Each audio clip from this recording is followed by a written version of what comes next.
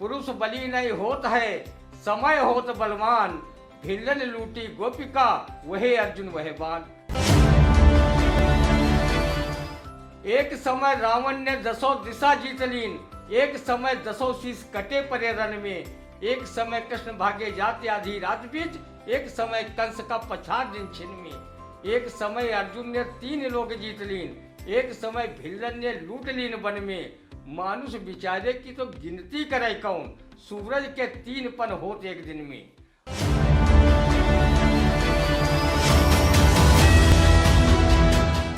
नमस्कार, स्वागत है आप सभी का इंडिया के खास कार्यक्रम रंदा में। खबरों पर रंदा चलाने के लिए इंडिया के स्टूडियो में हमारे साथ खास मेहमान व वरिष्ठ पत्रकार, कवि एवं रंगकर्मी मौजूद हैं, ज्ञान प्रकाश सिंह प्रतीक जी। तो प्रतीक जी, आपका बहुत बहुत स्वागत है इंडिया के स्टूडियो में।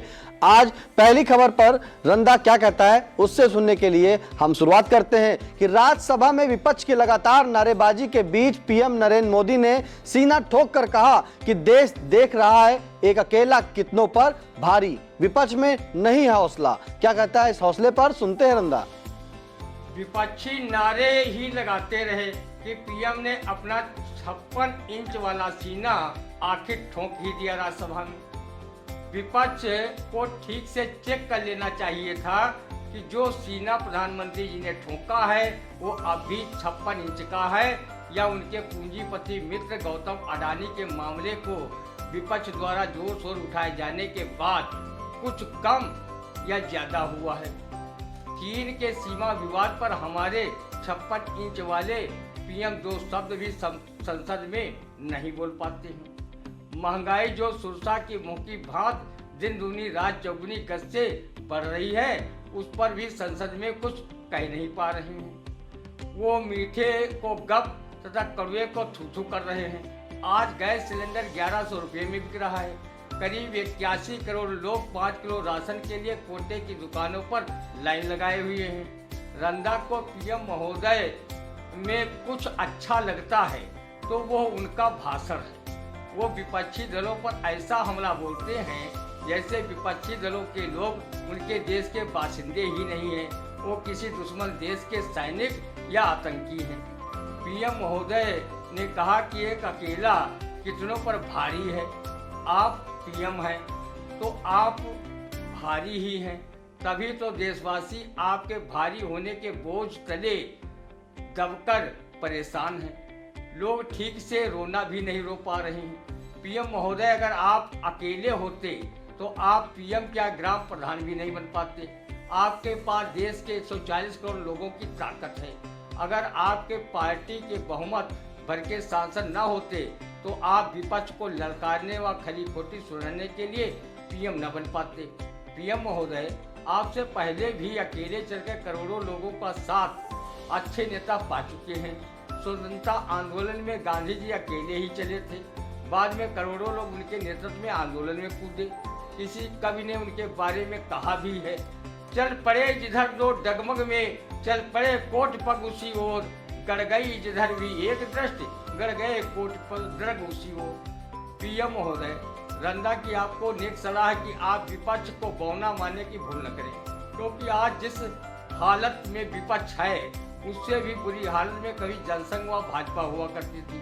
किसी विद्वान ने कहा है कि व्यक्ति बलवान नहीं, समय बलवान होता है। पुरुष बलि नहीं होता है, समय होत बलवान। भिल्लन लूटी गोपिका, वहे अर्जुन वहे बाण। तो किसी ने कहा है, एक समय रावण ने 10 दिशा जीत लीन। एक समय 10 शीश कटे परे रण में। एक समय कृष्ण भागे जाते आधी रात बीच। एक समय कंस का पछाड़ दिन छिन में। एक समय अर्जुन ने 3 लोग जीत लीन। एक समय भिल्लन ने लूट लीन वन में। मानुष बिचारे की तो गिनती करे कौन, सूरज के 3 पन होते एक दिन में। आप विपक्ष में हौसला न होने की बात कर रहे हैं। जिस प्रकार पश्चिम बंगाल, पंजाब, राजस्थान, छत्तीसगढ़, तमिलनाडु, केरल, उड़ीसा, आंध्र प्रदेश, तेलंगाना, झारखंड आदि राज्यों में आपकी पार्टी का भी तो हौसला नहीं है। इन राज्यों में जिन विपक्षियों को कोस रहे हो और उन पर हौसला न होने का आरोप लगा रहे हो, उन्हीं विपक्षियों की तो सरकार है। पीएम महोदय, रंदा ने कहावत सुनी है, कि 10-12 वर्ष के बाद घूरे के भी दिन बहुरते हैं। कहीं पीएम महोदय 2024 में उक्त कहावत साकार न हो जाए और आप विपक्ष को कोसते ही रह जाएं। इसलिए प्रजातांत्रिक व्यवस्था में राजतंत्र जैसा अहंकार नहीं होना चाहिए। बिल्कुल सही कहा आपने कि घूरे के भी दिन बहुरते हैं और व्यक्ति नहीं समय बलवान होता है। तो अगली खबर जो है, सपा सुप्रीमो अखिलेश यादव ने कहा कि जाति जनगणना के मुद्दे पर गांव-गांव आंदोलन करेगी सपा। अब जो सपा है वो आंदोलन करेगी गांव-गांव जाकर। क्या कहता है रंदा, सुनते हैं। तब तो तुम्हारे आंदोलन में रंदा कतई शामिल नहीं होगा। रंदा जाति व्यवस्था व जात धर्म की राजनीति से पूर्णतया उठ चुका है। रंदा जाति जनगणना की मांग को भी वोट बैंक का फंडा समझता है। अगर देश के राजनीतिज्ञों ने जात धर्म को अपने वोट बैंक का आधार बनाकर राजनीति को बढ़ावा न दिया होता तो हमारा देश प्रदेश विकासशील के बजाय विकसित देशों की पंक्ति में खड़ा होता। बड़े दुख के साथ कहना पड़ रहा है कि जापान जैसे देश भारत के बाद में आज़ाद हुए लेकिन वो विकसित हो गए, पर भारत जात धर्म की राजनीति में फंसकर आज भी विकासशील देश बना हुआ है। रंदा का मानना है कि जाति जनगणना से भी आगे चलकर जाति विद्वेष बढ़ेगा। रंदा अपने आप को जाति में मनुष्य जात तथा धर्म में मानव धर्म मानता है। वो जात धर्म की अफीम का सेवन नहीं करता है जो वो दूसरे जात धर्म के लोगों में खोट निकालता घूमे तथा अपने जात धर्म को श्रेष्ठ बताकर उसका गुणगान करे। रंदा की नज़र में हर व्यक्ति भारत का नागरिक है। रंदा हर भारतवासी का तहे दिल से सम्मान करता है। अखिलेश जी क्या जाति जनगणना से लोग सुख समृद्धि का एहसास करेंगे और जितनी भी जन समस्याएं हैं वो स्वतः समाप्त हो जाएंगी। बेरोजगारों को नौकरी और रोजगार सिर्फ जाति जनगणना से मिल जाएगा। महंगाई नियंत्रित हो जाएगी। देश प्रदेश गमन घोटालों से बच जाएगा। परस्पर सौहार्द देखने को मिलेगा। अगर ये सब चीजें मुमकिन हो जाएं तो रंदा की भी मनुष्य जाति की जाति जनगणना में गणना करवा लेना, अन्यथा नहीं। रंदा से जब कोई जात पूछने आएगा तो किसी फिल्म का ये नगमा सुना देगा, जात का पता है न बाप का पता, दुखिया अनाथ में जाऊं कहाँ। रंदा तथा कथित गृहस्थ संत है। वो कबीर दास की इस वाणी से भी जाति जनगणना करने वाले लोगों को जवाब देकर अपनी मनुष्य जात की गणना कराने से भी बच जाएगा। जात न पूछो साधु की, पूछ लीजिए ज्ञान। बिल्कुल सही कहा आपने कि जाति जनगणना से अगर देश का विकास होता तो रंधा भी उसमें शामिल होता। इसलिए जात न पूछो साधु की, पूछ लीजिए ज्ञान। अगली खबर, गाजियाबाद के जिला न्यायालय में घुसा तेंदुआ, 10 लोगों को किया घायल। अदालत का दरवाजा बंद कर जज, वकीलों व न्यायालय स्टाफ ने बचाई अपनी जान। अब समझिए कि गाजियाबाद के न्यायालय में तेंदुआ घुसने के बाद रंदा क्या कहता है। रंदा की समझ से तेंदुआ बेचारा गाजियाबाद के जिला न्यायालय में अपना व वन्य जीवों के लिए इंसाफ मांगने आया होगा कि जब उसकी भावना की कद्र नहीं की गई होगी तो उसने अपने हमले के रूप में देश के नीति नियंताओं व न्यायपालिका में बैठे लोगों के समक्ष चुनौती पेश की। उसने अपने हमले से संदेश दिया कि न्याय सिर्फ मनुष्यों को ही नहीं, हमें भी मिलना चाहिए। मनुष्य ने जल थल नभ सब पर कब्जा कर लिया है तो आखिर वन्य प्राणी किस लोक में चले जाएं जहां वो रह सके। आज़ादी के पूर्व हमारे देश का 33% भूभाग वनाच्छादित था। आज मात्र 4% वनाच्छादित रह गया है। अब भी जंगलों की कटाई की जा रही है, उन पर रिहायशी इमारतें बनाई जा रही हैं तो कहीं वन भूमि को कृषि भूमि बनाने के लिए अवैध रूप से वृक्षों की कटान की जा रही है, कहीं विकास के नाम पर वृक्षों व वनों की विलासलीला की जा रही है। इससे वन्य जीवों के जीवन का अस्तित्व खतरे में आ गया है। कभी तेंदुओं की तरह ही चीतों की आबादी थी जो अवैध शिकार व वनों के सिकुड़ने से नष्ट हो गई। इसी वर्ष भारत सरकार ने अफ्रीकी देश से चीतों को आयात किया है। वृक्षों की कटान से अनेक प्रकार के पक्षी व जीव जंतु विलुप्तप्राय हो चुके हैं। तेंदुए ने गाजियाबाद की अदालत की खिड़की का शीशा तोड़कर ये संदेश दिया, अगर हम वन्य जीवों का संरक्षण न किया गया, वनों की रक्षा न की गई तो हम वन्य जीवों का जीवन खतरे में तो पड़ ही जाएगा। हमारा पलायन अगर रिहायशी इलाकों में हुआ तो चारों तरफ कोहराम मच जाएगा। वन्य जीवों और मनुष्यों के बीच हिंसात्मक युद्ध छिड़ जाएगा। शायद तेंदुआ का शासन प्रशासन से विश्वास ही हट गया होगा। तभी वो न्यायपालिका के शरण में आया होगा कि शायद न्यायपालिका हम वन्य जीवों की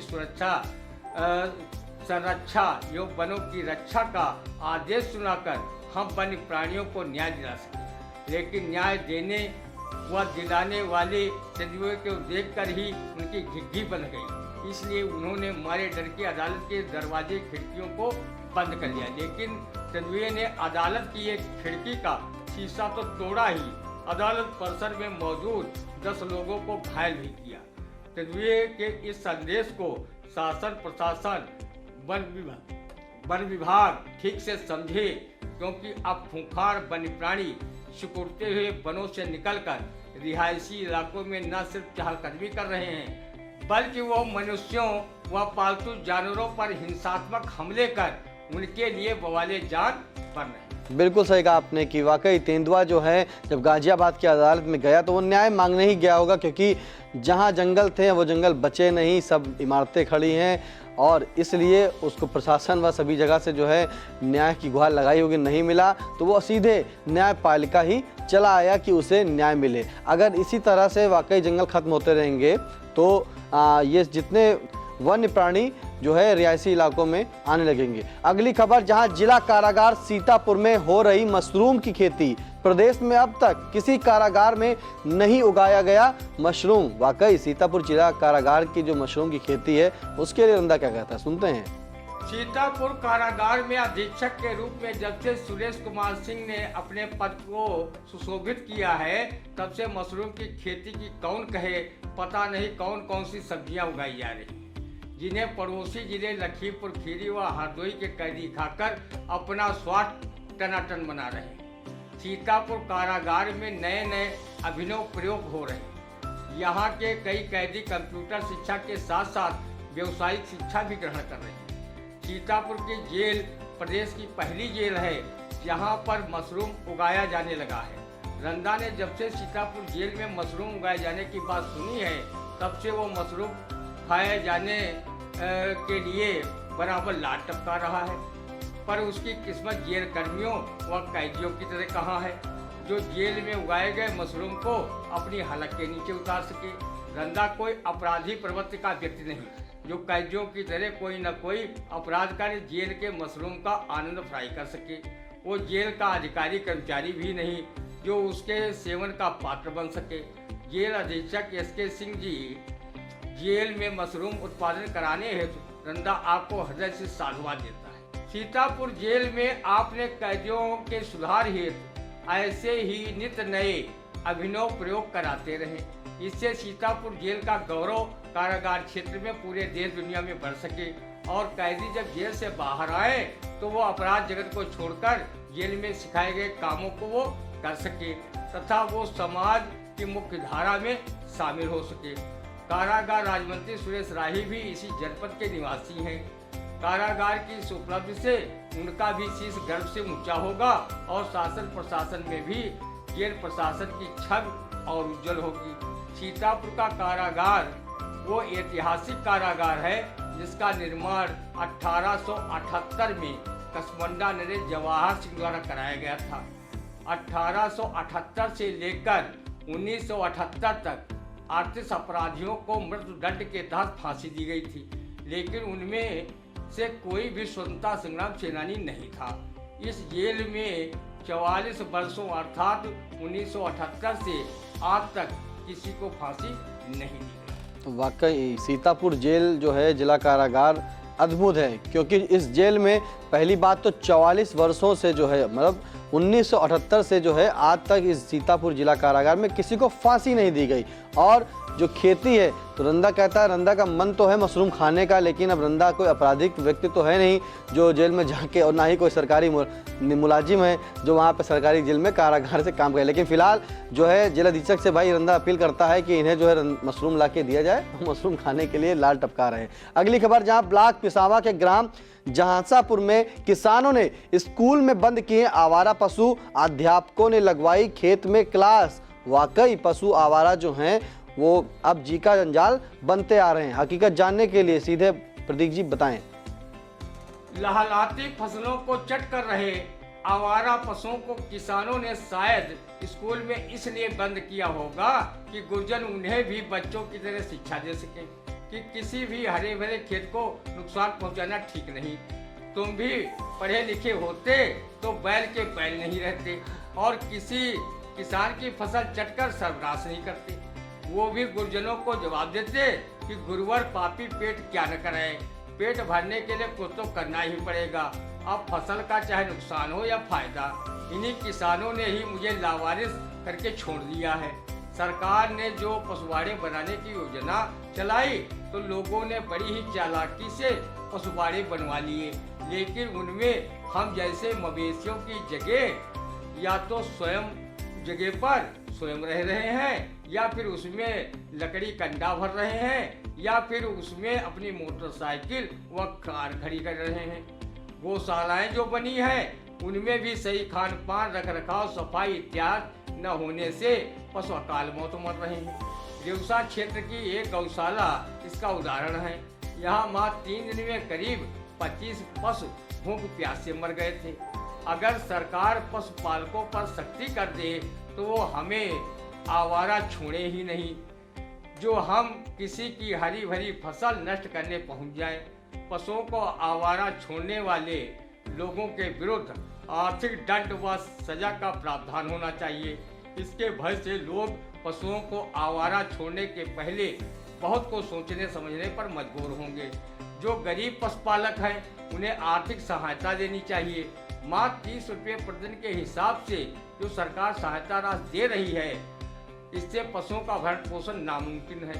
स्कूल में बंद पशुओं को देखकर अध्यापकों ने खेत में क्लास लगवाई और बच्चों से क्लास लगाने के बाद ये जरूर कहा होगा कि देखो जो स्कूल में जानवर बंद हैं उन्हीं जानवरों ने एक खेत जहाँ तुम बैठे हो चरकर सफा चट किया है।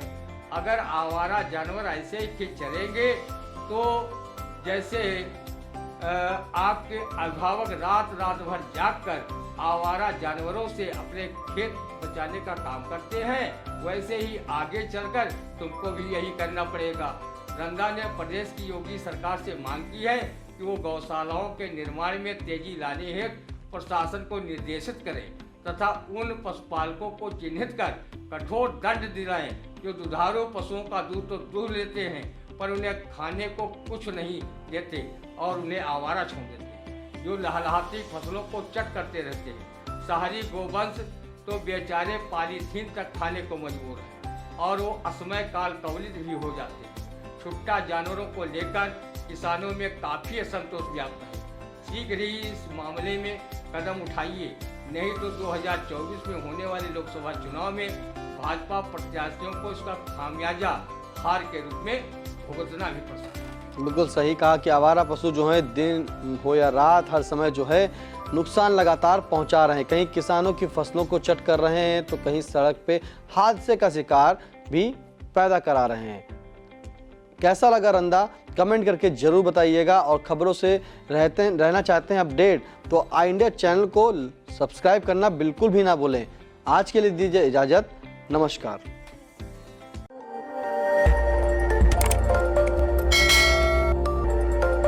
खबर आपकी, नजर हमारी।